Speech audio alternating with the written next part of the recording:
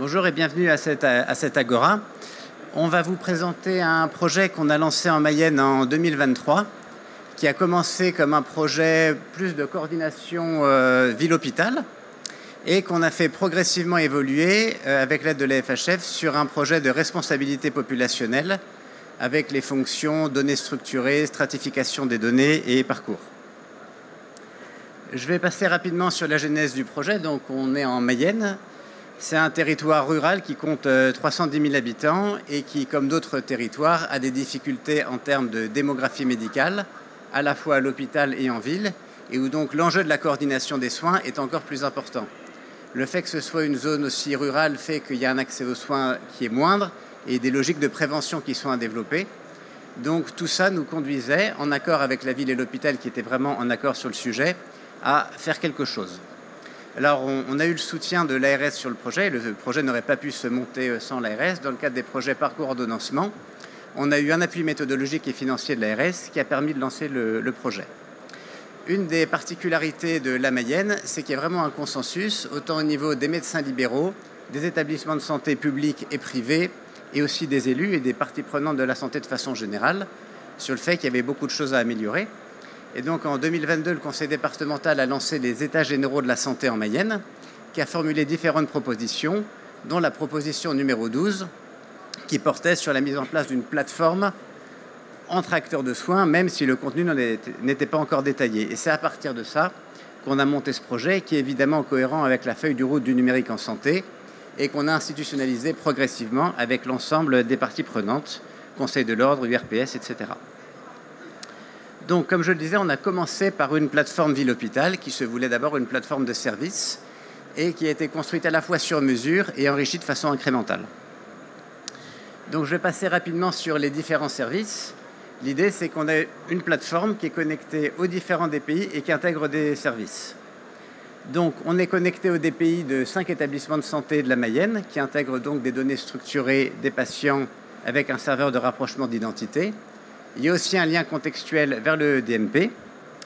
Et avec les médecins de ville, on l'a enrichi. Une des premières demandes des médecins de ville, c'est « nous sommes le premier référent du patient, nous voulons être notifiés lorsque le patient arrive aux urgences ». Donc c'est quelque chose qui a été fait. Le médecin traitant et les autres parties prenantes du cercle de soins sont notifiés quand le patient est admis en hospitalisation, sort et décède. Dans le même temps, le fait de projeter des données médicales mais que les gens ne puissent pas discuter entre eux, c'était un peu gênant, parce que l'objectif, c'était d'avoir un guichet unique. Ce que nous avaient dit les médecins de ville, c'est qu'on veut travailler ensemble, mais la complexité hospitalière ne nous concerne pas.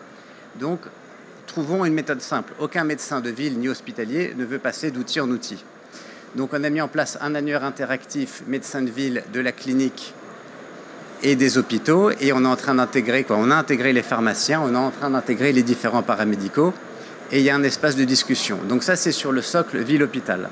Et progressivement, avec l'aide de la FHF, on s'est rendu compte qu'on pouvait développer ça sur différents services. Alors, il y a d'abord les services aux hôpitaux, qui en soi n'ont aucune originalité. Les téléconsultations, ça existe déjà, les téléexpertises aussi. Sauf que là, c'est intégré à la plateforme, aux identifiants, aux identités patients, donc on n'est pas obligé de sortir et ce n'est pas segmenté. Par exemple, un infirmier du cercle de soins peut accéder à une téléexpertise, ce qui n'est pas forcément le cas dans d'autres outils. Et à la demande des médecins de ville, on a développé une demande d'adressage qu'on a appelée demande semi-urgente, qui correspond aux demandes entre 3 jours et 30 jours pour faire simple, qui permettent d'éviter d'avoir à adresser un patient aux urgences, faute d'autres solutions. Sur l'aspect RP qu'on développera à la fin de la présentation, alors l'ARP, c'est d'abord des données médicales structurées qu'on va pouvoir utiliser pour stratifier les patients avec la méthode de la FHF et ensuite appliquer de façon personnalisée les parcours qui ont été élaborés aussi avec les sociétés savantes, avec les différents acteurs de soins. Bon, là, j'ai juste fait quelques impressions d'écran, mais l'idée, c'est un outil qui est sur mesure. L'ergonomie est très simple et c'est volontairement simplifié pour qu'on puisse former un médecin de ville qui n'a que 5 minutes à y consacrer. Et le taux d'adhésion est très satisfaisant. Un premier bilan, donc on l'a lancé en juillet 2023 en expérimentation, mais on l'a généralisé en 2024, donc on a, on va dire, 15 mois de recul. On a 5 DPI de connectés, Laval, Nord-Mayenne, Vilaine-la-Juhel, HL-Somme et Ernée. Il faut savoir que si le GHT est en train de passer entièrement sous sillage, on a d'abord connecté plusieurs DPI en même temps. ce qui est intéressant sur le potentiel de l'outil.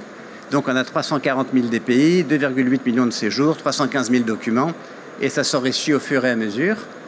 On a 320 000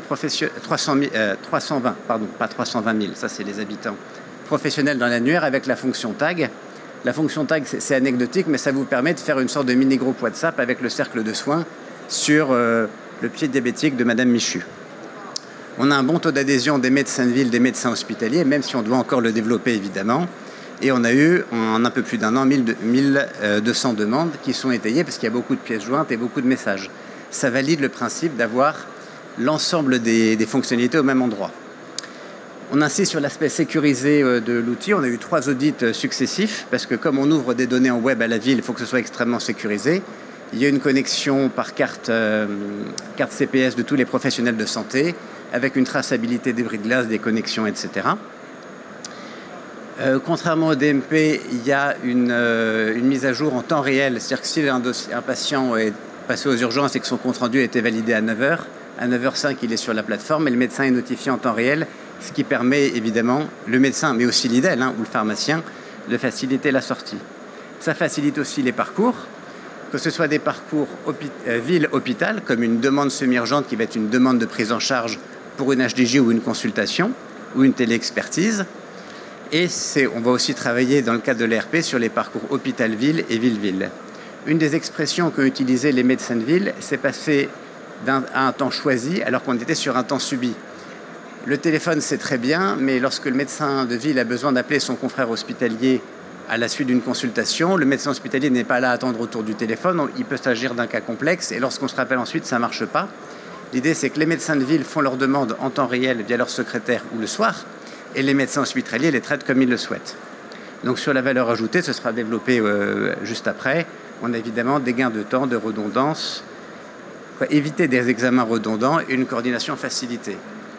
Pour autant, évidemment, ce n'est pas quelque chose qui est parfait. On a un gros problème de démographie médicale à l'hôpital.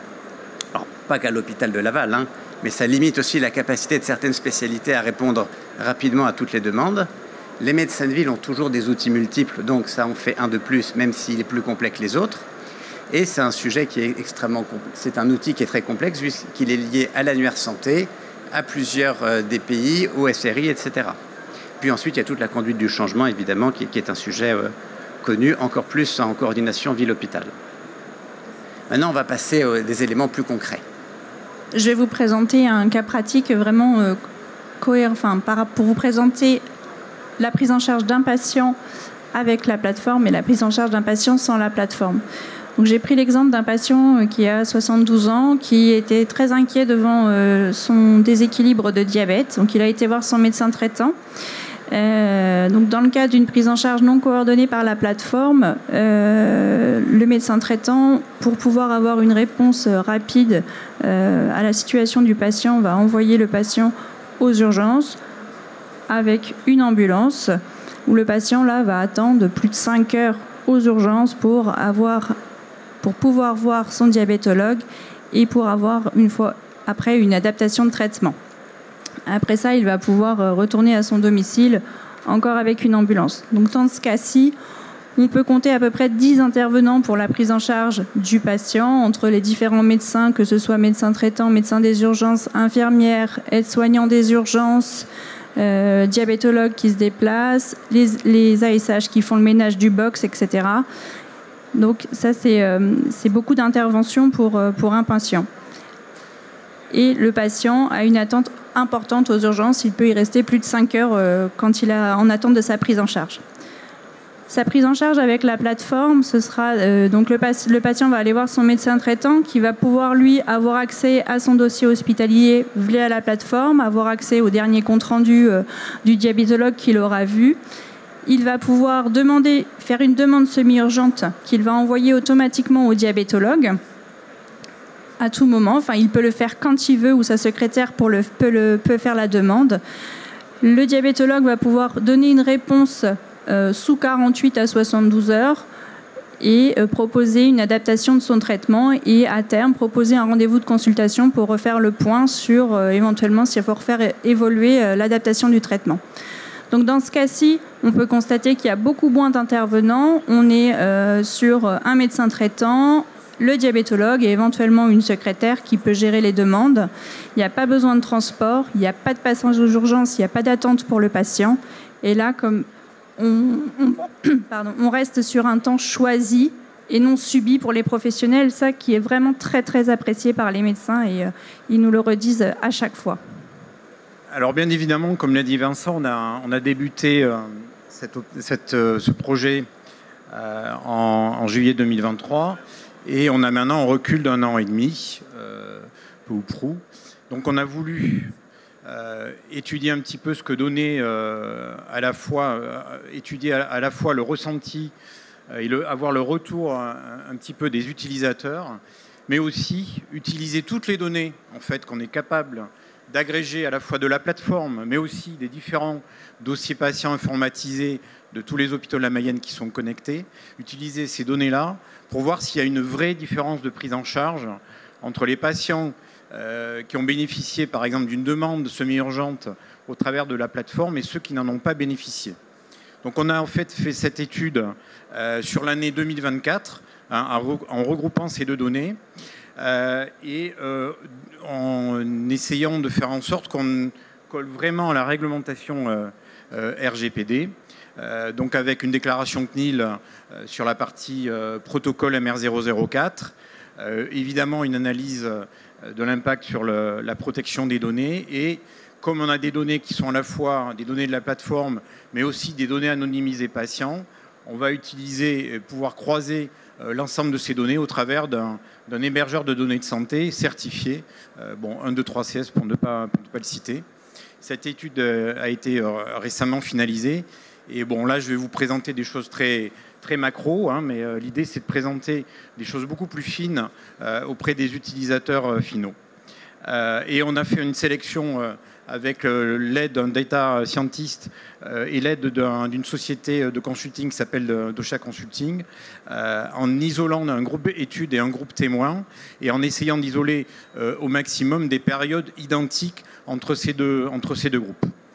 Je reviens sur la partie enquête utilisateur. Donc on a eu deux volets finalement qui se sont un peu croisés. Ça, c'est intéressant. On a fait, nous, une enquête de notre côté sur la partie questionnaire avec l'aide de questionnaires en ligne et d'entretien. On a eu à peu près 32 réponses sur les 120 utilisateurs réguliers de la plateforme. Bon, plutôt un bon retour du coup de ces réponses. Et puis parallèlement, il y a aussi en même temps une thèse qui a été faite de médecine générale par le docteur Lefranc et qui a lui-même mené ce type d'enquête à 2 périodes différentes, où là, lui, il a eu beaucoup plus de retours puisqu'il a eu quand même 51 réponses sur l'ensemble des utilisateurs. Donc on a pu comparer un petit peu ces deux réponses et surtout ça a été fait en coordination aussi avec le Conseil de l'Ordre. Donc à chaque fois, on a embarqué tous les acteurs du territoire pour vraiment être engagés dans l'analyse de ces données et le retour qu'on pouvait avoir de ces différents utilisateurs. Qu'est-ce qu'on constate ? Si je continue sur la partie entretien et enquête avec les utilisateurs, je ne vais pas détailler l'ensemble des données qui sont affichées là, mais on a en tout cas des réponses positives, voire très positives de l'utilisation de la plateforme, avec en particulier le fait qu'ils sont extrêmement satisfaits de la manière dont ils peuvent demander, via les demandes de semi-urgentes, des demandes d'hospitalisation un petit peu décalées ou des demandes de consultation. Évidemment, les notifications sont aussi extrêmement intéressantes pour eux. Ils sont ravis de recevoir toutes ces notifications de l'entrée du patient, de la sortie du patient de l'hôpital. Et ils sont à 82% à recommander en fait, l'utilisation de la plateforme à leurs collègues. Sur la partie analyse de données, on a vraiment utilisé des outils statistiques et comme on a totalement éliminé, je dirais, les biais à la fois des cohortes qu'on a entre le groupe études et le groupe témoins. Et on a vraiment bien ciblé sur les différentes périodes qu'il fallait analyser. On a en fait pu analyser 215 patients du groupe témoin et 217 patients du groupe de l'autre groupe. Et ces données, en fait, ce qui est intéressant, si on utilise des outils statistiques type p-value ou test de Key2, on va être capable, même sur des volumes de patients relativement restreints, en fait, d'avoir des retours et d'avoir des données statistiquement significatives. Et on a, pour le coup, des données statistiquement significatives sur les passages aux urgences.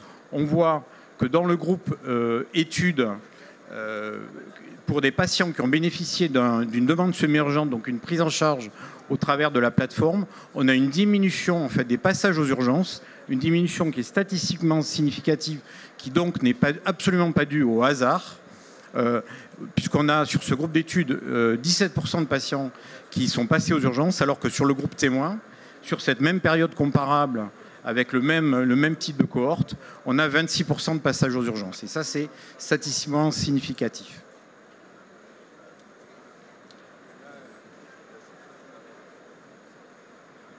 Donc, toujours pour les réponses à l'enquête utilisateur, donc les points forts qui sont ressortis, c'est vraiment une amélioration de la coordination ville-hôpital au niveau du parcours du patient, comme je l'ai démontré dans le cas présenté tout à l'heure.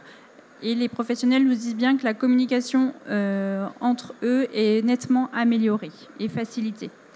Un gain de temps aussi par rapport au circuit habituel avec les demandes semi-urgentes où là, le patient n'a pas besoin de transiter par les urgences. Il peut être hospitalisé directement sans passage par les urgences où l'hospitalisation est programmée. Tous les examens sont programmés et programmés sur un temps donné. Donc ça diminue considérablement le temps d'hospitalisation aussi.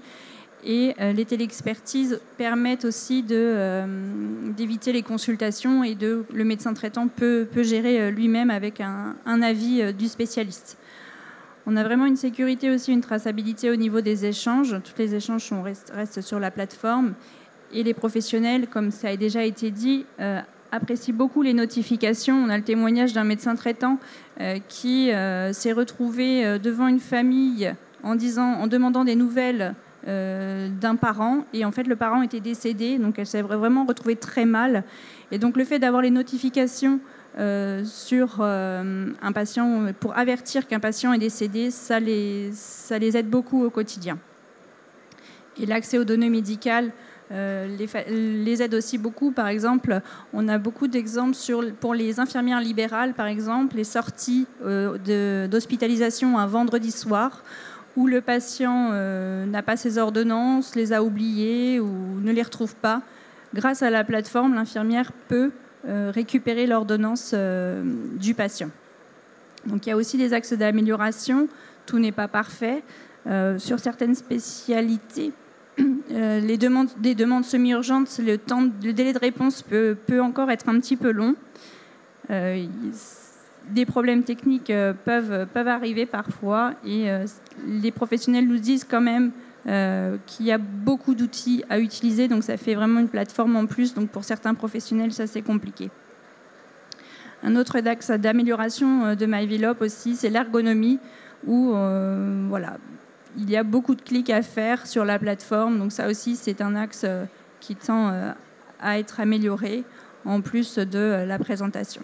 Pour terminer sur la partie analyse de données, comme je vous le disais sur la partie évitement, je dirais, de passage aux urgences, ça se confirme, même si statistiquement on n'a pas des données significatives. En tout cas, on a des tendances aussi sur la diminution des soins, en fait, des examens cliniques et paracliniques faits, et notamment la redondance des examens. Donc, on a moins 7% de différence entre le groupe témoin et le groupe études. Et même chose sur le volume des épisodes en termes d'hospitalisation, de consultation. On arrive à concentrer beaucoup plus finalement la prise en charge des patients avec un nombre d'épisodes d'hospitalisation, de consultation qui diminue de 11%. Mais comme on a des volumes de patients qui sont relativement faibles, on ne peut pas conclure statistiquement que c'est significatif. Et on a les mêmes tendances pour les filières cardio et diabéto. Ces deux filières-là sont les deux filières principales de gestion des patients et pour lesquelles les demandes semi-urgentes sont faites. On est en train de développer aussi des filières en néphrologie, des filières en gastro-entérologie et probablement en gériatrie dans le futur. Mais d'ores et déjà, ce qu'on peut tirer de ces chiffres-là, c'est vraiment des données extrêmement positives et bien identifiées dans la manière dont est utilisée la plateforme et l'efficience qu'elle a dans la prise en charge des patients. Maintenant, ce que je vous propose, c'est de passer à quelque chose de supplémentaire en termes d'utilisation de la plateforme, qui est la responsabilité populationnelle, donc en matière d'RP. Comment on va pouvoir utiliser cette plateforme avec des équipes de soins pour prendre en charge au mieux ce patient entre la ville et l'hôpital. On va passer à l'aspect responsabilité populationnelle, mais ça va plus être Émilie Boudonnet. Je le répète, mais on ne le dira jamais assez, un outil de RP, c'est d'abord quelque chose qui est centré sur la donnée, parce que sans données, c'est extrêmement complexe de faire de la massification. Il y a donc un sujet d'interopérabilité avec les différentes sources, autant de l'hôpital que de la ville. Une modularité, parce qu'un outil RP, il y a des données, mais il faut aussi pouvoir stratifier les patients, utiliser un outil parcours et que les gens communiquent, et qui soit globalement ouvert sur l'écosystème. Le but étant d'avoir une forme de guichet qui est ouvert et pas des outils en silo. Par rapport à la responsabilité populationnelle, je fais un petit rappel, c'est vraiment que tous les professionnels de santé s'associent ensemble pour prendre en charge les patients dans le cadre de la prévention et une prise en charge précoce pour éviter qu'ils s'aggravent au niveau de leur maladie. Donc comment nous on s'est organisé sur le territoire de la Mayenne? Donc on a commencé l'expérimentation avec le CPTS du Pays de Laval où on s'est réunis en collectif, où on a organisé des réunions cliniques, où on a pu échanger sur la mise en place, quel parcours on allait proposer aux patients et on a choisi ensemble ces parcours et mis en place ces parcours. Les réunions cliniques, aujourd'hui, on en a fait une au mois de janvier. Il y en a une autre prévue qui est au mois de juin, où là, on va travailler sur le repérage des patients, savoir comment on va pouvoir repérer davantage les patients, et notamment grâce à la récupération des données avec la plateforme. Cette récupération des données va nous permettre de pouvoir stratifier les patients, c'est-à-dire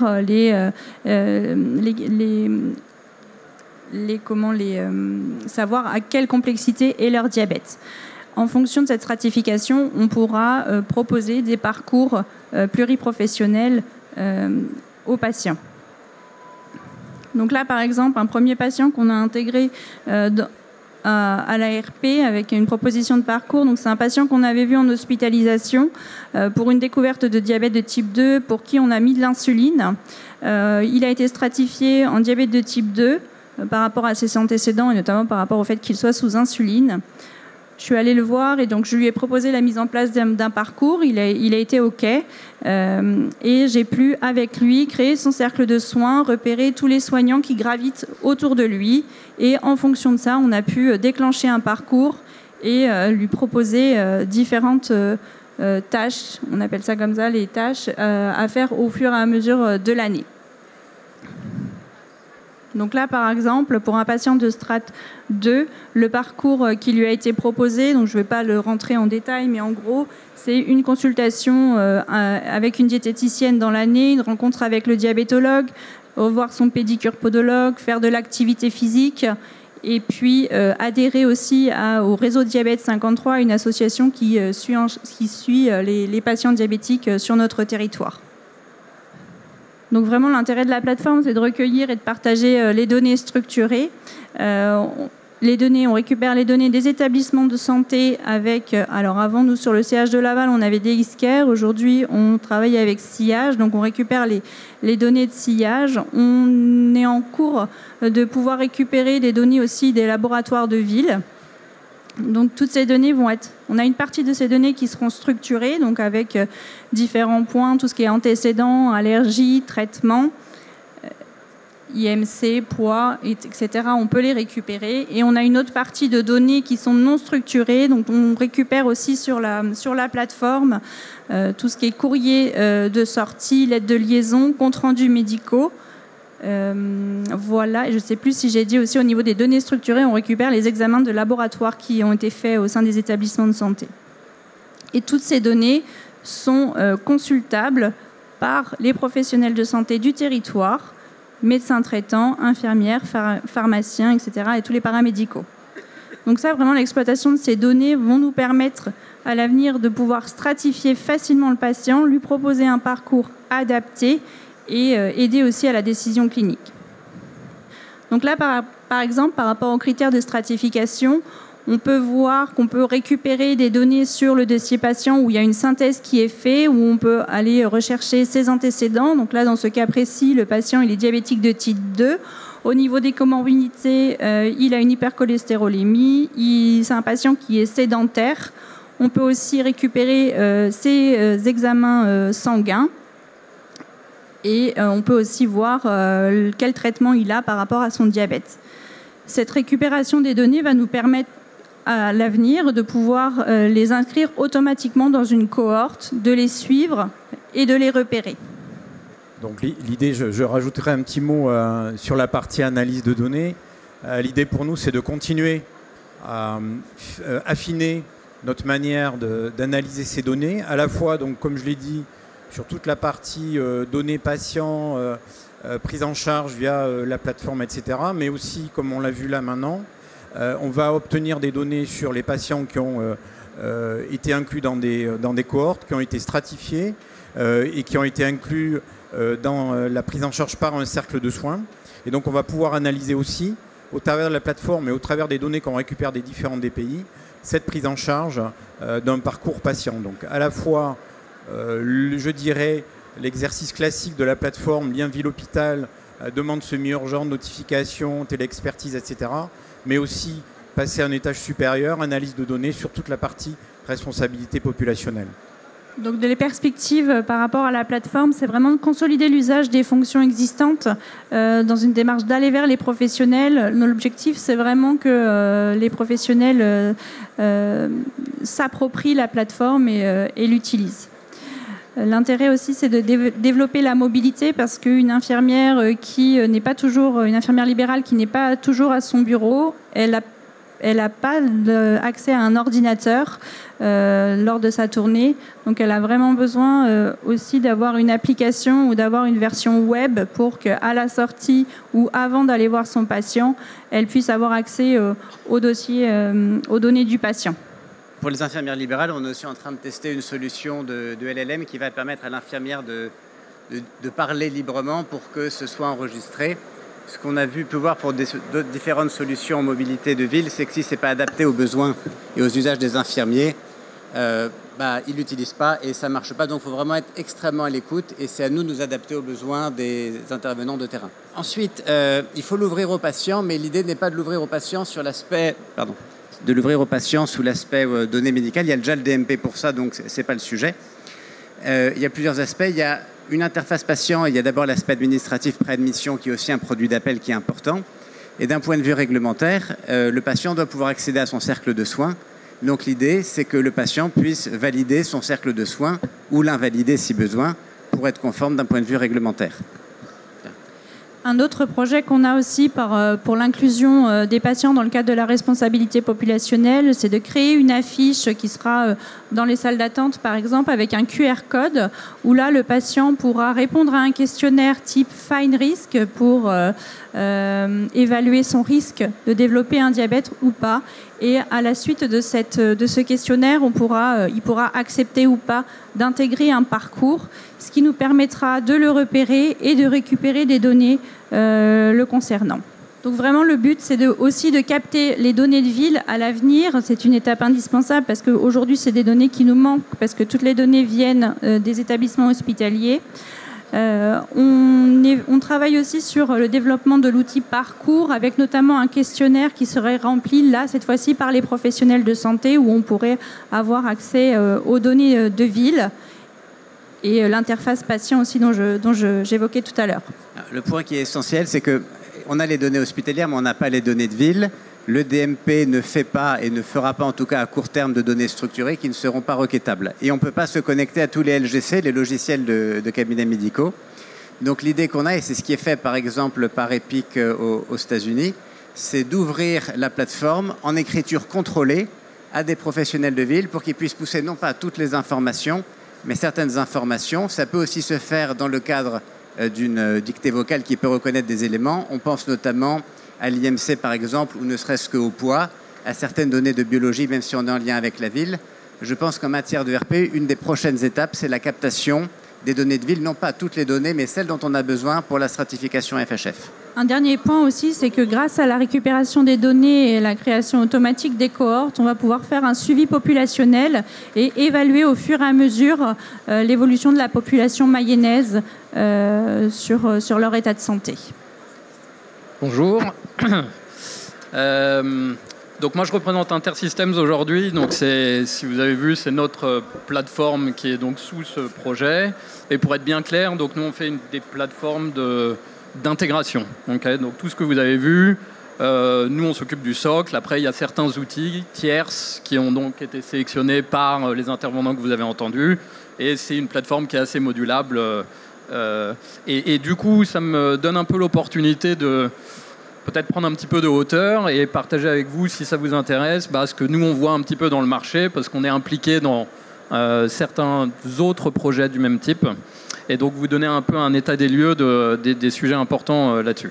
Le premier, c'est que on voit bien donc, ces besoins métiers qui se structurent. Là, c'était un très bon exemple. Hein. On est sur vraiment une zone sous-dotée. Après, on voit d'autres types de scénarios aussi, plus orientés, par exemple, captation de patientèle. Donc, ces métiers, en tout cas, qui sont la ville, représentés souvent par les CPTS, sont extrêmement demandeurs de services de ce type-là. Premier point. Deuxième type de besoin qu'on voit nous, et ça c'est notre perspective un peu d'éditeur, c'est qu'il y a des centaines sans doute d'applications qui peuvent contribuer à ce type de scénario. Les applications de télémédecine, de téléexpertise, de télésurveillance, les outils parcours et j'en passe.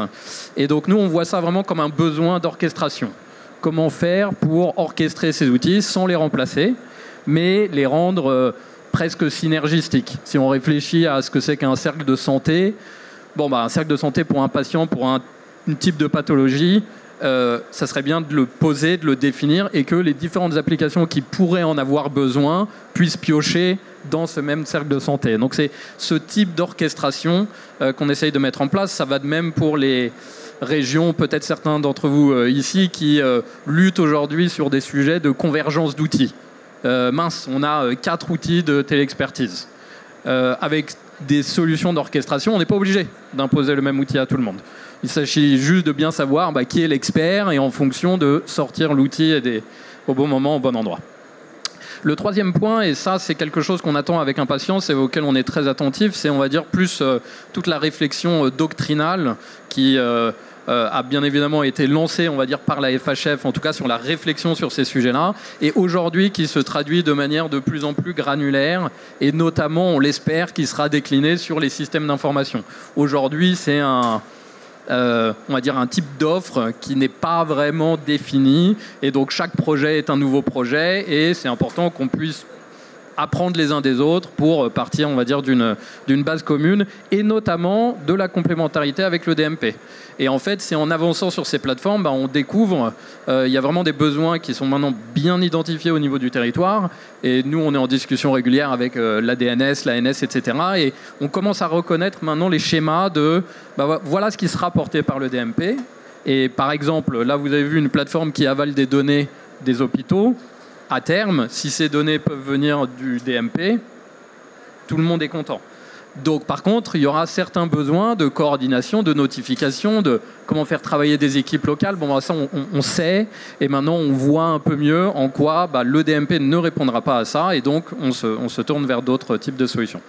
Quatrième point, ça, vous l'avez vu, ce qui, selon nous, humblement, fait vraiment la différence sur ce genre de projet, c'est l'équipe locale et son niveau de proactivité et de gouvernance. Pouvoir entraîner tout le monde dans la même direction, pouvoir aller vers les professionnels de santé pour recueillir leurs besoins, ce qui paraît simple à dire comme ça, mais c'est beaucoup plus compliqué dans la vraie vie. Donc le leadership local est évidemment très important. Et ensuite, on a 2 soutiens qui sont vraiment clés dans ce type de projet, dans le projet en Mayenne, mais les projets à venir. Et c'est le soutien de la région, l'ARS, et son pendant, on va dire, plus numérique, le GRAD.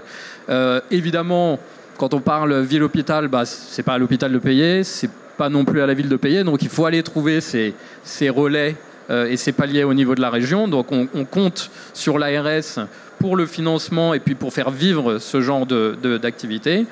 Et on dépend aussi très fortement et on est vraiment soutenu par le grade de la région également, et notamment sur les sujets de mise en œuvre et de conformité. Nous, humblement, on apporte des technologies qu'on adapte au marché et aux spécificités. Maintenant, savoir naviguer dans les sujets qui sont le RGPD, certes, mais surtout les sujets plus de doctrine numérique en santé qui...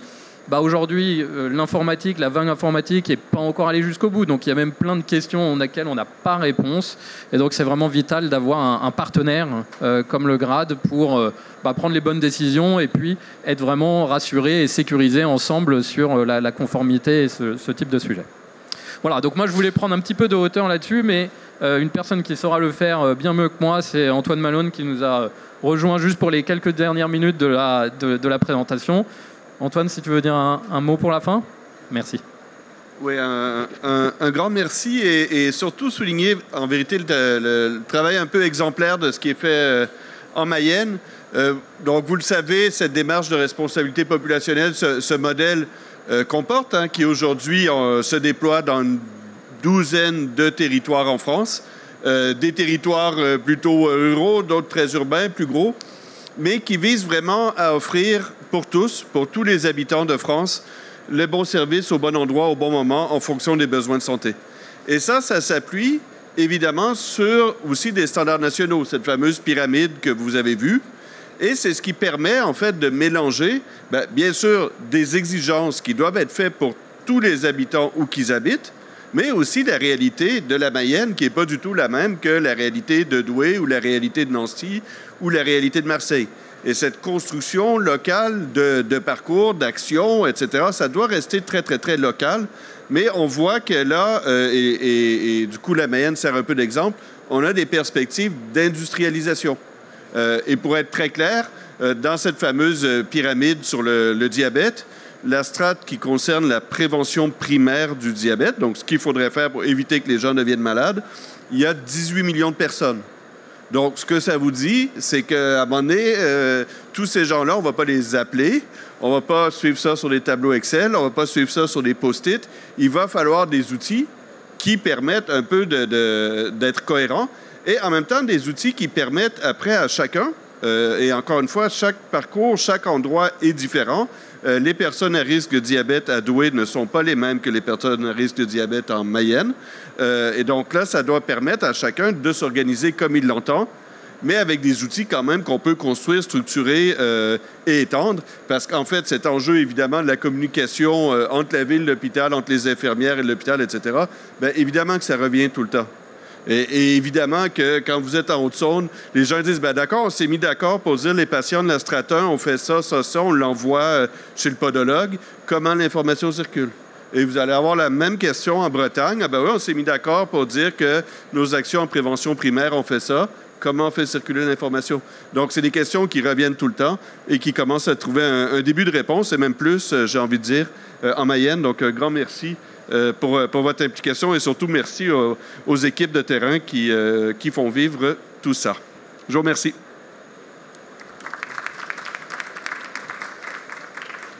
On est disponible évidemment sur les questions. On a commencé par un aspect assez détaillé, mais on voulait élargir évidemment en fin de présentation.